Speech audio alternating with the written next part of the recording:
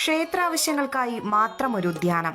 ക്ഷേത്ര പുഷ്പോദ്യാനത്തിൽ വിളഞ്ഞ ഭീമൻ ഗണപതി നാരങ്ങകൾ അയ്യപ്പനും ഗുരുവായൂരപ്പനും മാളികപ്പുറത്തമ്മയ്ക്കും വഴിപാടായി സമർപ്പിച്ച ഭക്തൻ. പാർലിക്കാട് സ്വദേശി ഐശ്വര്യ സുരേഷാണ് തന്റെ ക്ഷേത്ര പുഷ്പോദ്യാനത്തിൽ വിളഞ്ഞ നാരങ്ങകൾ ശബരിമലയിലും ഗുരുവായൂരിലുമെത്തി തന്ത്രിക്കും മേൽശാന്തിമാർക്കും കൈമാറിയത്. ഉദ്യാനത്തിൽ നിന്നും ശേഖരിച്ച തെച്ചിത്തൈകളും നൽകി. ഗുരുവായൂരിൽ ബ്രഹ്മശ്രീ ചേന്നാസ് ദിനേശൻ നമ്പൂതിരിപ്പാട്, ശബരിമലയിൽ മേൽശാന്തി കൊട്ടാരം ജയരാമൻ നമ്പൂതിരി, മാളികപ്പുറത്ത് ഇ ഹരിഹരൻ നമ്പൂതിരി എന്നിവർ നാരങ്ങകൾ ഏറ്റുവാങ്ങി. ഞാൻ ശബരിമല മേൽശാന്തി കൊട്ടാരം ജയരാമൻ നമ്പൂതിരി, തൃശൂർ ജില്ലയിലെ ഗുരുവായൂർ സ്വദേശിയായിട്ടുള്ള ഐശ്വര്യ സുരേഷ് എന്ന വ്യക്തി അദ്ദേഹത്തിന്റെ സ്വന്തം ഉദ്യാനത്തില് ക്ഷേത്രാവശ്യങ്ങൾക്ക് വേണ്ടിയിട്ടുള്ള പൂക്കള്, അതുപോലെ തന്നെ മറ്റ് ഫലങ്ങള് ഒക്കെ തന്നെ അദ്ദേഹം സ്വന്തമായിട്ട് ഫലേച്ഛ കൂടാതെ ഉണ്ട്. ആർക്കാണോ വേണ്ടത് അവർക്ക് കൊടുക്കാൻ പാകത്തിന് നട്ടു വളർത്തുന്നുണ്ട്. ആ ഉദ്യാനത്തിൽ നിന്ന് കൊണ്ടുവന്നിട്ടുള്ള ഒരു ഗണപതി നാരങ്ങ, അതുപോലെ തന്നെ 2 തെച്ചിയുടെ തൈകൾ ഒക്കെ തന്നെ ശബരിമലയ്ക്ക് പ്രാവശ്യം കൊണ്ടുവരികയുണ്ടായി.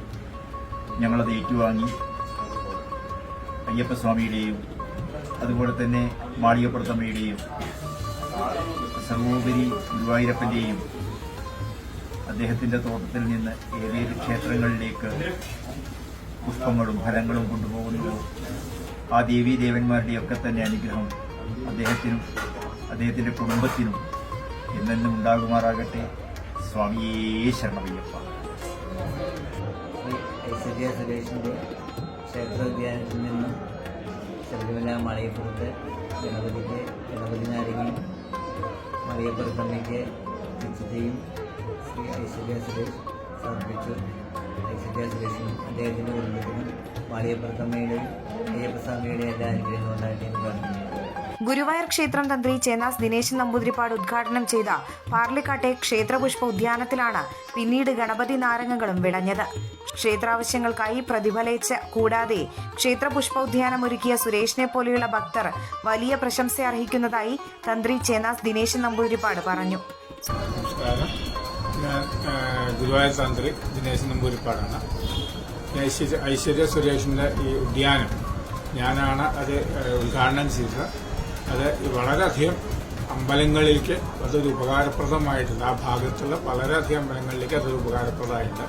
മാത്രമല്ല, പല അമ്പലക്കാരും ക്ഷേത്ര ഭാരവാഹികളും അതാത് ക്ഷേത്രങ്ങളിൽ ഈ തെച്ചിയും തുളസിയൊക്കെ വെച്ച് പിടിപ്പിക്കാനും അമ്പലത്തിലേക്ക് വേണ്ട പൂക്കൾ അവിടുന്ന് തന്നെ ഉണ്ടാക്കുവാനും ശ്രമം ഉണ്ടായിട്ടുണ്ട്. അത് ഈ സുരേഷിന്റെ ഈ തോട്ടം കണ്ടിട്ട് അമ്പലങ്ങളിലേക്ക് പൂക്കൾ കൊടുക്കണത് കൊണ്ടും അതിൽ നിന്നുണ്ടായിട്ടുള്ള ഒരു പ്രചോദനമാണ് അതുണ്ടായത്. ഇപ്പോൾ റീസെന്റ് ആയിട്ട് ഇപ്പോൾ ഈ തുലാമാസം 1-ാം തീയതിക്ക് ഗണപതി നാരങ്ങ അവിടെ ഉണ്ടായത് തന്നെയാണ്. ആ ഗണപതി നാരങ്ങ അത് ഇവിടെ ഗുരുവായൂരപ്പന് സമർപ്പിച്ചു. പിന്നെ അതേപോലെ ശബരിമലയും മാളികപ്പുറം കൊണ്ട് സമർപ്പിച്ചു 1-ാം തീയതി.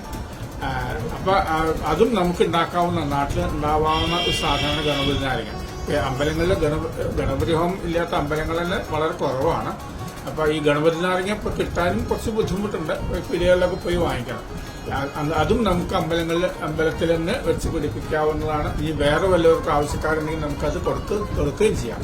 അപ്പൊ എല്ലാം ഒരു ക്ഷേത്രത്തിന് ആവശ്യമായിട്ടുള്ള സാധനങ്ങൾ മുഴുവൻ അതാത് അമ്പലങ്ങളിൽ ഉണ്ടാക്കുവാനും അത് ഉപയോഗിക്കുവാനും ഒരു പ്രചോദനം ഈ ഐശ്വര്യ സുരേഷിന്റെ തോട്ടം കൊണ്ട് ഉണ്ടായിട്ടുണ്ട്.